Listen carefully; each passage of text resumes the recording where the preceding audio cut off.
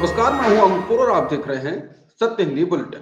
एक नजर डाल लेते हैं अब तक की खबरों पर। कर्नाटक में बीजेपी विधायक मदल विरूपछप्पा के घर से 8 करोड़ रुपए के कैश की बरामदगी होने के बाद कांग्रेस ने विधायक की गिरफ्तारी की मांग को लेकर राज्य में प्रदर्शन शुरू कर दिया है। कांग्रेस कार्यकर्ताओं ने मुख्यमंत्री बसवराज बोम्मई के सरकारी आवास को घेर लिया। ये मामला 40 लाख रुपए की घूस से शुरू हुआ था, लेकिन अब 8 करोड़ की बरामदगी तक जा पहुंचा है। कल शुक्रवार तक 6 करोड़ रुपए बरामद किए गए थे, लेकिन नोटों की गिनती के बाद ये पैसा 8 करोड़ तक जा पहुंचा। इस बीच इस विधायक के बारे में तमाम बातें सामने आ रही हैं। विरूपछप्पा दावणगेरे जिले के चन्नागिरी से विधायक हैं। अधिकारियों ने शुक्रवार को बताया कि विधायक के घर की तलाशी के बाद लगभग 8 करोड़ रुपए का कैश मिला। नोट गिनने के लिए मशीन मंगानी पड़ी। कांग्रेस आज शनिवार को बेंगलुरु से लेकर दिल्ली तक प्रदर्शन कर रही है।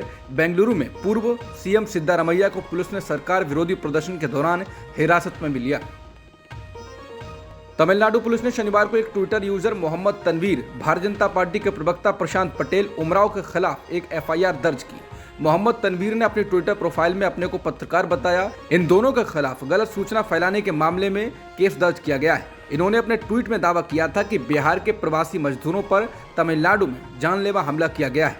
तमिलनाडु के पुलिस महानिदेशक सी शैलेंद्र बाबू ने गुरुवार को ही स्पष्ट कर दिया था कि तमिलनाडु राज्य में हिंदी भाषी लोगों पर कोई हमला नहीं हुआ है। तनवीर ने 2 वीडियो ट्वीट कर दावा किया था कि तमिलनाडु में हिंदी भाषी लोगों पर हमले हो रहे हैं। इस मामले में तमिलनाडु के पुलिस महानिदेशक सी शैलेंद्र बाबू ने गुरुवार को स्पष्ट किया था कि तमिलनाडु राज्य में हिंदी भाषी लोगों पर हमले नहीं हुए। तमिलनाडु पुलिस ने प्रशांत उमराव पटेल के खिलाफ आईपीसी की धारा 153, 153A और 505 के तहत गलत सूचना फैलाने का मामला दर्ज किया।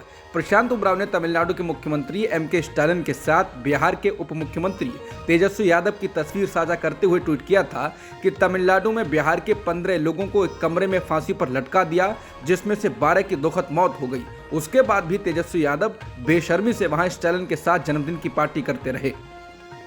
मेघालय में अगली सरकार बनना इतना आसान नहीं है। नेशनल पीपुल्स पार्टी के कोनराड संगमा को सरकार बनाने के लिए जिन 2 विधायकों ने अपना समर्थन दिया था, शुक्रवार देर शाम को उन्होंने वापस ले लिया। संगमा ने शुक्रवार को 32 विधायकों के हस्ताक्षर वाला समर्थन पत्र गवर्नर को सौंपा था। वहां सरकार बनाने के लिए जरूरी 31 विधायक चाहिए। संगमा ने जो समर्थन पत्र सौंपा उसमें 32 विधायकों के नाम थे। समर्थन पत्र में एनपीपी के 26, बीजेपी के 2, hill state people's democratic party के 2 और 2 निर्दलीय विधायकों के हस्ताक्षर थे। कोनराड संगमा ने कहा था कि हमारे पास पूर्ण बहुमत है।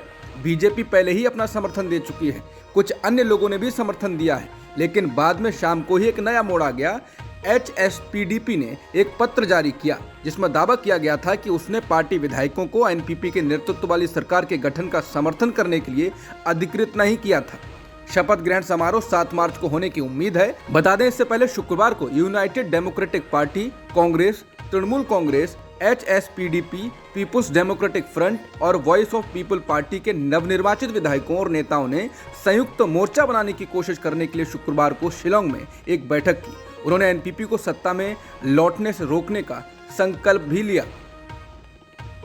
त्रिपुरा चुनाव में लेफ्ट कांग्रेस गठबंधन को लगे झटके के बाद विपक्षी एकता को भी एक झटका लगा है और त्रिपुरा में बीजेपी से सत्ता छीनने की उम्मीदें भी ध्वस्त हुई हैं। त्रिपुरा चुनाव में लेफ्ट कांग्रेस गठबंधन और वोट ट्रांसफर को लेकर कांग्रेस के जीते 3 विधायकों में से एक सुदीप राय बर्मन ने कहा है कि मेरा मानना है कि वोट ट्रांसफर हुए हैं, कहीं ना कहीं कोई संगठनात्मक विफलता या कमजोरी रही होगी, ये कुछ भी हो सकता है। मैं इस समय कोई टिप्पणी नहीं करना चाहता। इंडियन एक्सप्रेस से बात करते हुए बर्मन ने मतगणना को लेकर भी कहा कि मुझे बताया गया है कि मतगणना के दौरान कई जगहों पर एक निर्वाचन क्षेत्र के मतगणना एजेंट दूसरे निर्वाचन क्षेत्रों के काउंटिंग हॉल में घुस गए, विशेष रूप से विशालगढ़, धर्मनगर विधानसभा सीटों में। ये कैसे हुआ? ये प्रारंभिक रिपोर्टें हैं जो हमें मिली हैं। हम उम्मीदवारों, चुनाव एजेंटों से विस्तार से बात करेंगे और जल्द ही प्रक्रिया की समीक्षा की जाएगी। दिल्ली के पूर्व उप मुख्यमंत्री मनीष सिसोदिया की जमानत याचिका पर सीबीआई कोर्ट ने आज फैसला सुरक्षित रख लिया। मामले की अगली सुनवाई अब 10 मार्च को 2 बजे होगी। सीबीआई की विशेष अदालत एमके नागपाल की कोर्ट में मनीष सिसोदिया की तरफ से वरिष्ठ वकील दयन कृष्णन और सिद्धार्थ अग्रवाल कोर्ट में पेश हुए। सीबीआई ने सिसोदिया की फिर से 3 दिन की रिमांड मांगी। सीबीआई की तरफ से रिमांड मांगने का आधार उनका जांच में सहयोग न करना बताया गया और कहा गया कि अभी पूछताछ करनी बाकी है। सिसोदिया के वकीलों ने कहा कि जांच में सहयोग नहीं कर रहे हैं, ये कहना रिमांड देने का ग्राउंड नहीं हो सकता। साल के आखिर में मध्य प्रदेश, राजस्थान और छत्तीसगढ़ में होने वाले विधानसभा चुनाव पर सबकी नजरें टिकी हुई हैं। लोकसभा चुनाव से पहले हिंदी पट्टी के राज्यों में होने वाले विधानसभा चुनावों को महत्वपूर्ण माना जा रहा है। हर राजनीतिक दल इन राज्यों में अपनी किस्मत आजमाने के प्रयास कर रहा है। इस कोशिश में आम आदमी पार्टी भी पीछे नहीं रहना चाहती। उसने भी साल के आखिर में होने जा रहे मध्य प्रदेश विधानसभा के चुनाव लड़ने की घोषणा कर दी है। चुनाव की तैयारियों को शुरू करने के लिए आम आदमी पार्टी के राष्ट्रीय संयोजक और दिल्ली के मुख्यमंत्री अरविंद केजरीवाल और पंजाब के मुख्यमंत्री भगवंत मान 14 मार्च को भोपाल में एक रैली का आयोजन करेंगे। इस रैली के बाद से पार्टी औपचारिक रूप से अपना चुनावी अभियान शुरू करेगी। पार्टी के संगठन महासचिव संदीप पाठक ने बताया कि पार्टी मध्य प्रदेश की सभी 230 सीटों पर चुनाव लड़ेगी। पाठक ने कहा कि पार्टी मध्य प्रदेश विधानसभा चुनाव में दिल्ली सरकार के मॉडल को सामने रखकर चुनाव मैदान में उतरेगी।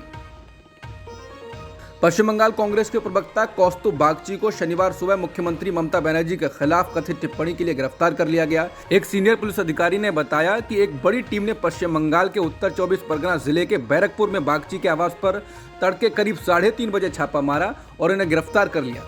मुख्यमंत्री के खिलाफ कथित टिप्पणी को लेकर बागची के खिलाफ शुक्रवार को पुलिस थाने में शिकायत दर्ज कराई गई थी।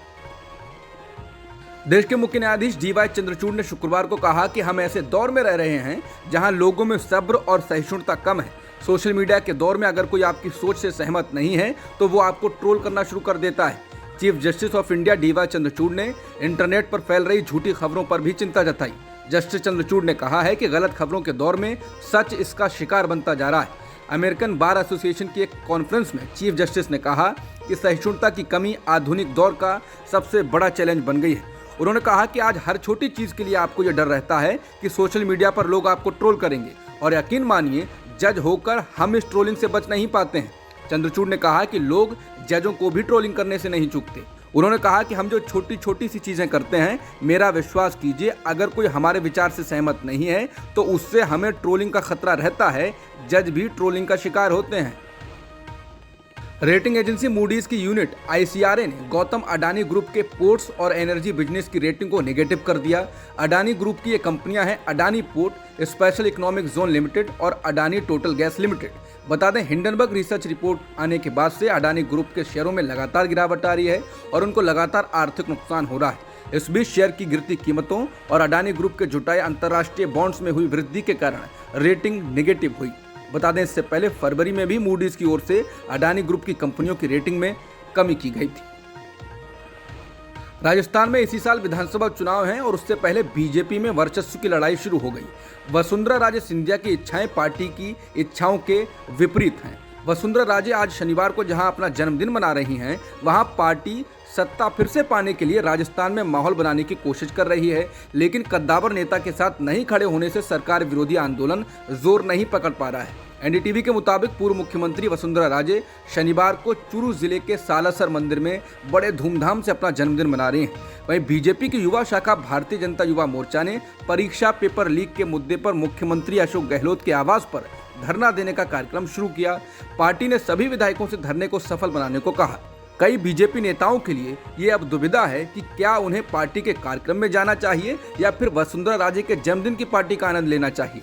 भीड़ वसुंधरा के पास है, पार्टी के पास सिर्फ संगठन और कार्यकर्ता हैं। घटनाओं का यह टकराव राज्य बीजेपी के अंदर दरारों को और गहरा कर रहा है। NDTV की एक रिपोर्ट में कहा गया है कि राजस्थान में विधानसभा चुनाव से पहले वसुंधरा राजे की जन्मदिन पार्टी को सत्ता संघर्ष से जोड़कर देखा जा रहा है। भारतीय महिला क्रिकेट में आज यानी 4 मार्च से एक नई शुरुआत हो रही है। शनिवार को गुजरात जायंट्स और मुंबई इंडियंस के बीच मुकाबले से 21 मैचों का यह टूर्नामेंट शुरू होगा।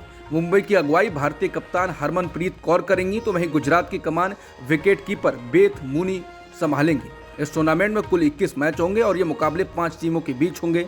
इन टीमों में कुल 87 खिलाड़ी हैं। अब तक की खबरों में इतना ही। बाकी खबरों के लिए बने रह सकते हैं आप सत्य हिंदी के साथ। नमस्कार।